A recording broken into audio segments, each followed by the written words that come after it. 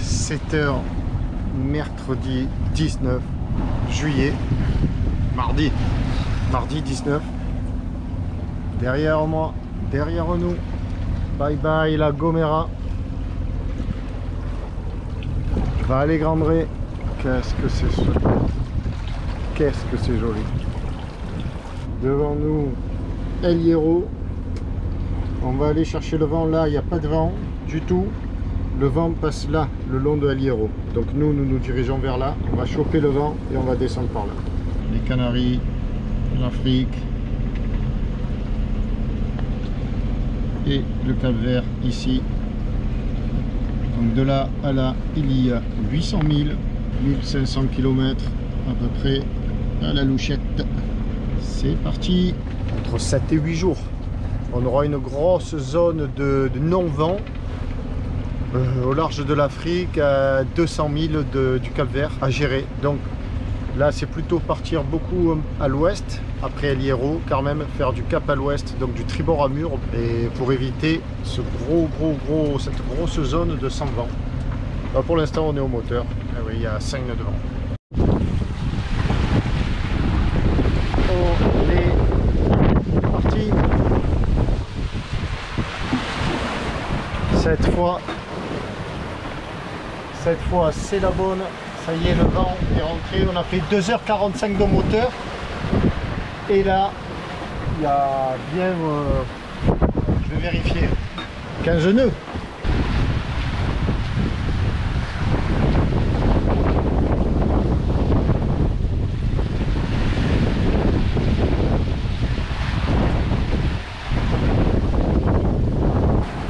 Il est 14h, 22 nœuds de vent. On trace bien, la moyenne est bien remontée. Là on doit être à 6 nœuds en permanence. Et on croise devant El Hierro. Voilà. Une île où nous n'irons pas, hélas, parce qu'on ne peut pas toutes les faire. Il faut faire le choix. Ça bouge pas mal, mais c'est bon. Petit bémol, j'ai toujours mon petit bémol là, c'est rigolo ça. Petit bémol, il fait pas chaud encore. Oh, bah.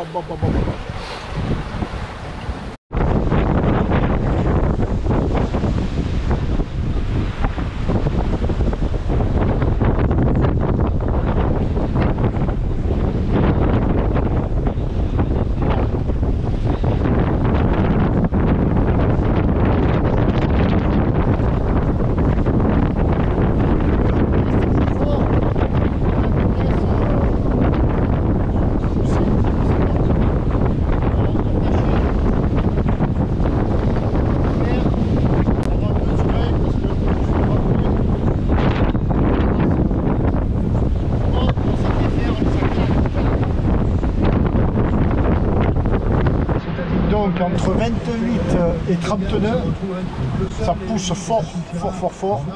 Bon alors comme tu le vois, voilà, j'ai tout ouvert pour avoir du soleil. Ça mouille par moment. On a considérablement réduit à l'avant et je me suis attaché. C'est surtout ça qui est important. Le gilet c'est une chose aussi. Et la longe, c'est toujours prise. Ici là pour passer de derrière la roue à assis ici sur le banc du cockpit. Là on fait toujours cap 242. On va aller sous El Hierro, mais pas totalement. Sous El Hierro il n'y a plus de vent. Donc on va rester dans une zone où il y a moins de vent, mais où il y en a encore. Entre le 30 nœuds là et le plus de vent, il y a un petit couloir certainement, et on va se frayer un chemin dans ce couloir à 20-25 nœuds. On va essayer, ça c'est la tactique. Après, entre la tactique et le terrain, on ne développe pas toujours le jeu qu'on voudrait. Ce que j'ai mis à l'avant, alors oui je sais, il va y avoir du son dans le micro là, ouais. Ça va pas être très agréable. À l'avant, regarde. Il y a 34 nœuds de vent.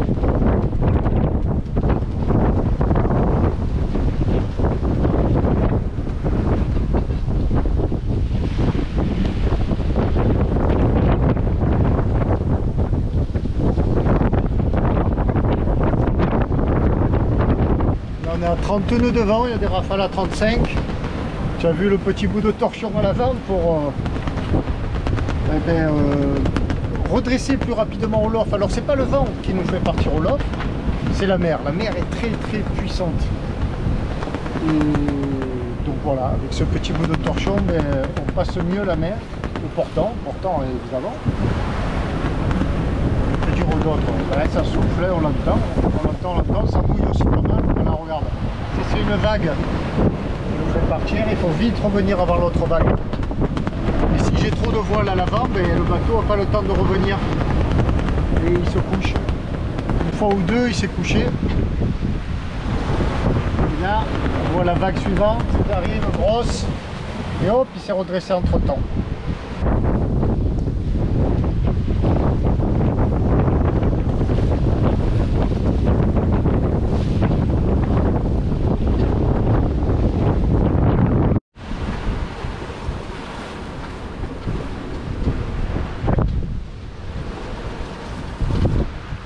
Je vais aller me reposer à l'intérieur, parce que dehors, ça mouille, ça souffle.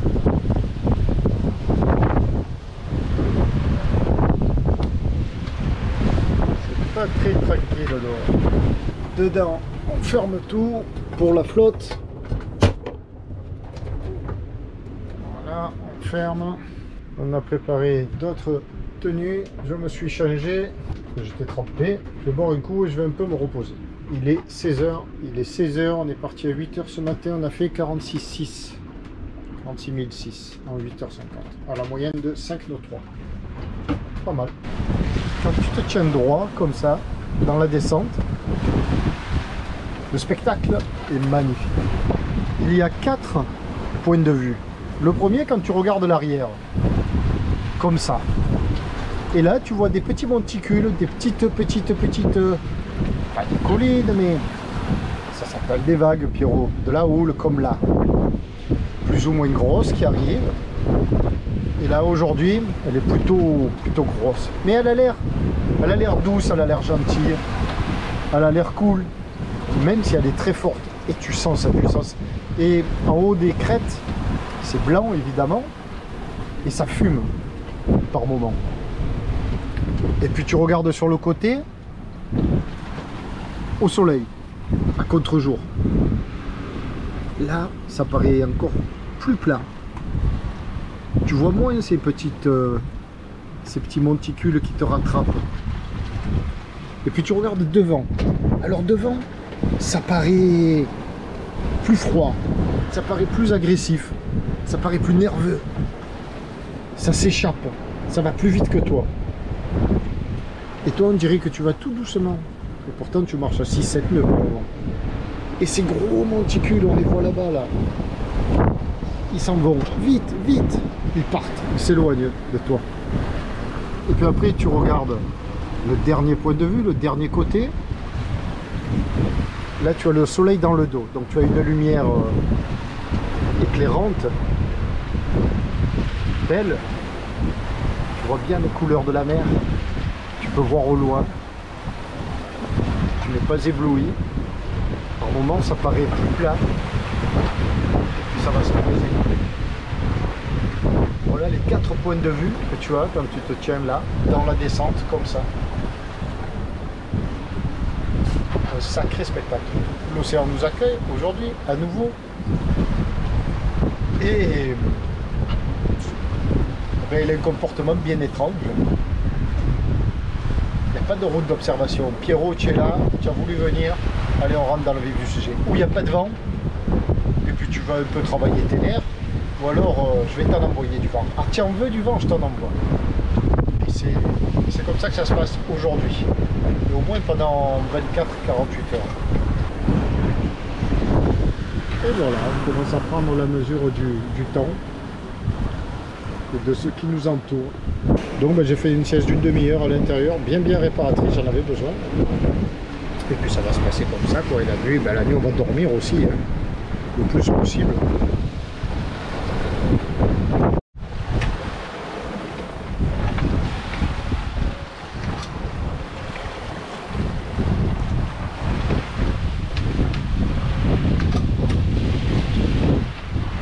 Eh bien, quelle entrée en matière.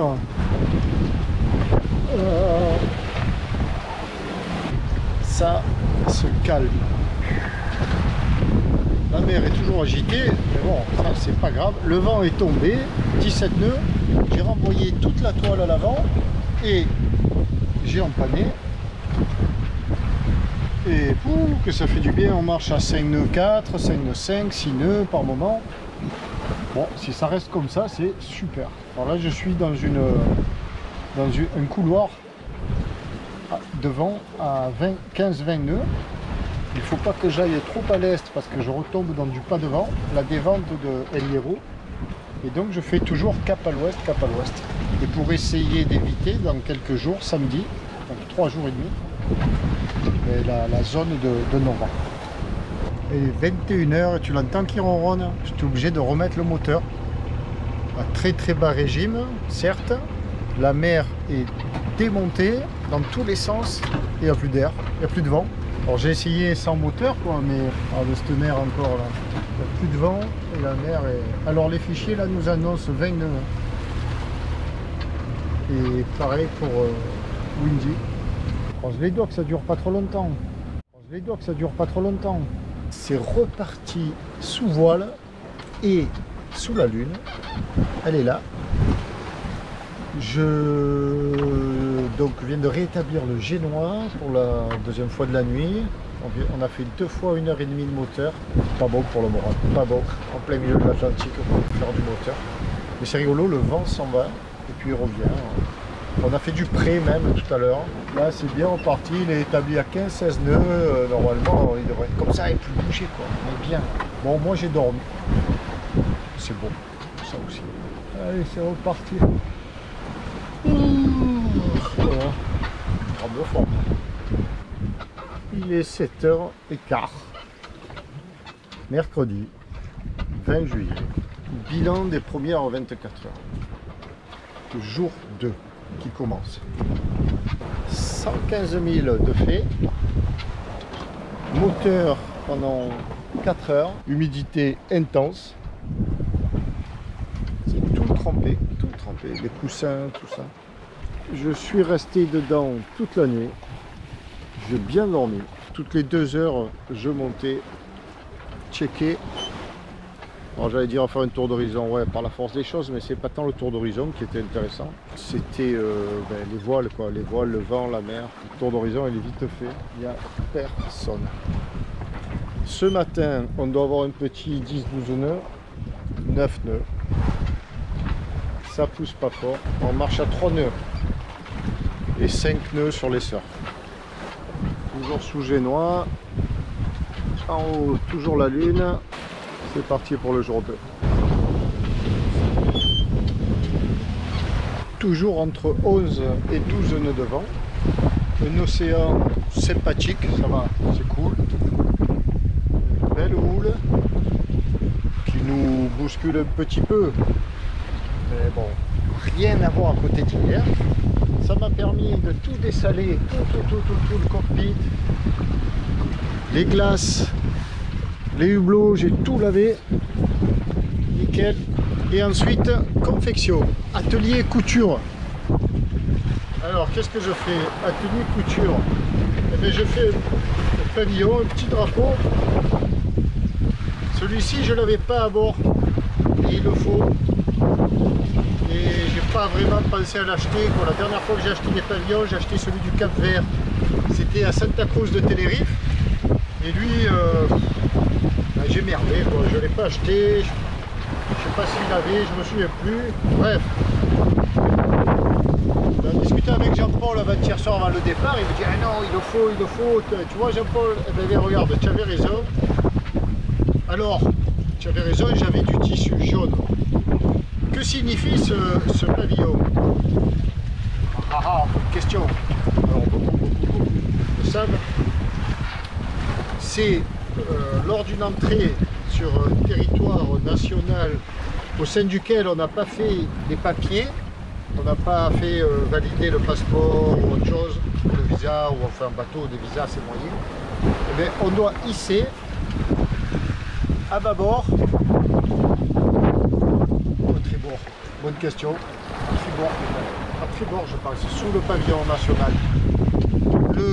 Ce pavillon signifiant, ben, je fais mon entrée dans le territoire et je ne suis pas un clandestin, mais je n'ai pas le passeport. Voilà. Donc j'ai pris un essuie-tout, une espèce de microfibre bien résistant. Bien résistant. Et puis j'ai cousu carcette.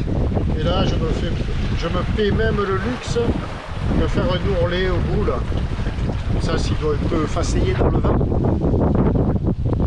il se déchirera moins rapidement.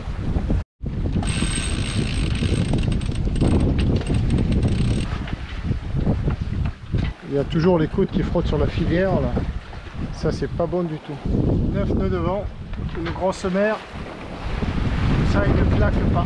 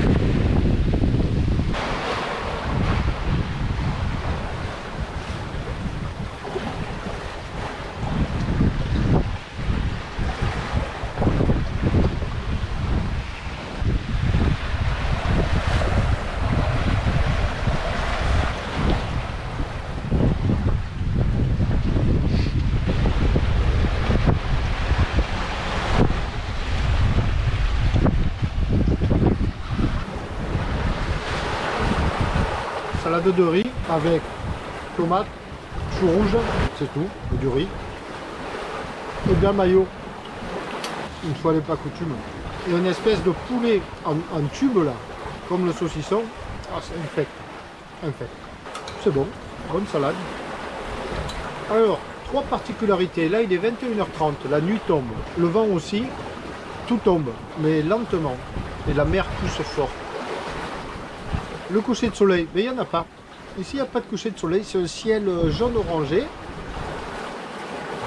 Assez étrange. Est-ce que c'est parce qu'on est très proche? On est à 200 000 au moins des côtes africaines? Je ne sais pas. Et le sable des côtes africaines empêcherait... Ça, c'est une illugubration perso parce que bon, il n'y a pas de sable sur le bateau. Mais en revanche, humidité, énormément d'humidité, pardon, et par là même aussi fraîcheur. Il fait vachement frais quoi. Et c'est pas forcément lié au vent, c'est l'humidité je pense qui entraîne cette fraîcheur. On le voit, c'est tout mouillé. Alors ce soir j'ai pensé à refermer le bimini, on va essayer de contenir un peu cette humidité, mais alors la nuit ça se passe dedans hein. Dedans il fait meilleur, il fait bon. Bon allez, à demain, ou à plus tard peut-être, à demain. En termes de voile, le bilan du jour, mais le bilan chiffré, on le fera le matin plus tôt, parce qu'on est parti à 7 h du matin, donc tous les matins, c'est mieux. Le bilan au niveau des sensations, ce matin c'était molasse. Et alors cet après-midi ça s'est levé, c'était parfait quoi, 15 à 17 nœuds de vent. Le génois est toujours tangonné, et il va le rester pour la nuit, parce que comme le vent tombe, bah, c'est pas le moment de l'enlever, sinon ça claque. Ouais, c'est ça, 12 nœuds de vent. Mais surtout, la puissance de la mer qui nous propulse bien. On avance bien. Là. On est à 6 nœuds 9. Et aujourd'hui, on a fait une moyenne de 5 nœuds. Il est 4 h du matin. Et je me fais le petit café. Et le Nescafé. Parce que se faire un café comme ça bouge. Donc, je me sentais pas trop. Petit Nescafé. Ça bouge parce que l'océan est costaud. C'est magnifique. Alors là, la lune vient de se lever. Enfin, je ne sais pas quand elle va se lever parce que moi, je suis tombé. Mais il n'y a pas très longtemps, je le vois par les yeux. Et alors, c'est magnifique. On voit cette immense onde de l'océan comme ça. Et puis on ressent sa puissance quand elle arrive. On se dit, malheur, on n'est pas grand-chose. Alors, comment se passe la nuit? Ben, plutôt pas mal. Alors la nuit et le jour, c'est la même notion. Il n'y a pas de nuit et de jour, sauf que d'un côté il fait sombre et de l'autre il fait clair. Mais dès que tu as un sommeil, dès que tu as les yeux les paupières qui s'alourdissent un peu là, il faut s'allonger et dormir. Donc c'est dedans. Ben, dedans, je m'allonge à 21h, 22h hier soir, j'ai lu, et puis je me suis endormi. J'ai dû me réveiller 3 fois dans la nuit, donc je fais des quarts d'environ 2 heures. Mais des quarts, c'est-à-dire que je dors quoi. Voilà. Et puis je sors, je regarde. Il n'y a rien. Mais rien. Et avant que la lune n'arrive, on ne voit rien. Et il n'y a rien en mer. Quand il n'y a rien en mer, il n'y a pas de bateau. Le reste, containers, baleines, tout ça, de toute manière, tu as beau regarder, tu ne vois pas. On n'a pas des phares devant qui nous éclairent la route. Donc ça se passe plutôt pas mal. Là, il est 4h15 du matin, je suis en pleine forme. Je vais aller bouquiner, et puis de bouquiner, ça va me donner sommeil, ben, je vais me rendormir.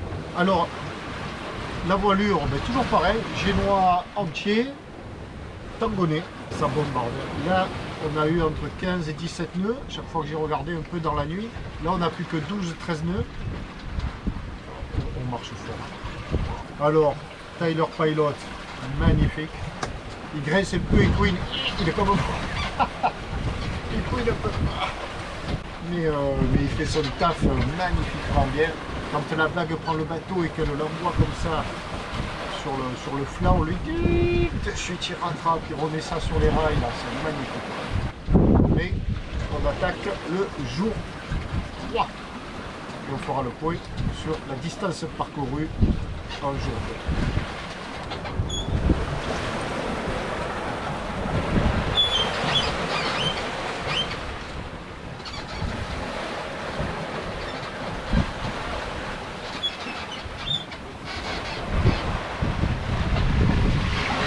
7h30, le jour se lève.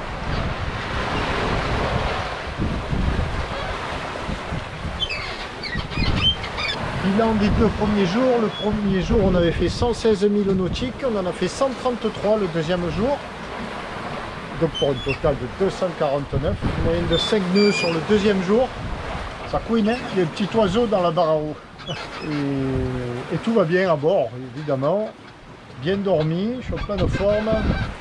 Et voilà. On va dormir un peu peut-être.